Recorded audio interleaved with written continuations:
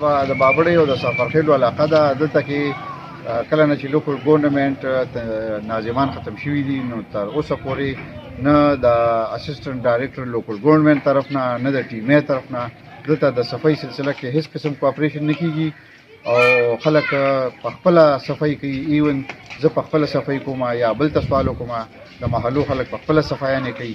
د حکومت د طرف نه موږ سره هیڅ قسم تعاون نه کیږي. بل دلته کې چې دی نو بعضې خلکو په خپلو کورونو کې حلالي کوي او خاشونه چې دي نو هغه په نالو کې رولي. حالانکې دلته قصابخانه هم شته خو په کورونو کې قصابخانې بعضې خلکو جوړې کړي دي او په کورونو کې څاروي لالېږي. مهرباني وکړئ د دې سلسله کې د حکومت مناسب قدم واخلي چې زموږ روزمره بنیاد باندې صفایي شروع شي. ډېره څوک هم نه راځي چې صرف درخان دي کله نه کله دغه راولي وښکې او هغه صفا کي. نور چې کوم دی نه نالې مالې هم 2 غنټه که پته وي اکثر زه بېلچره والم دا کوم مونږ کره کور کې مو راځي. د کمیټې نه څوک راځي دلته؟ نه نه نه څوک هم نه دي. بالکل څوک نه راځي. څوک هم نه دي. څوک تلختي پاکوي؟ نه والله اوسه پورې څوک هم نه دي راغلي نالو صفا کولو لپاره.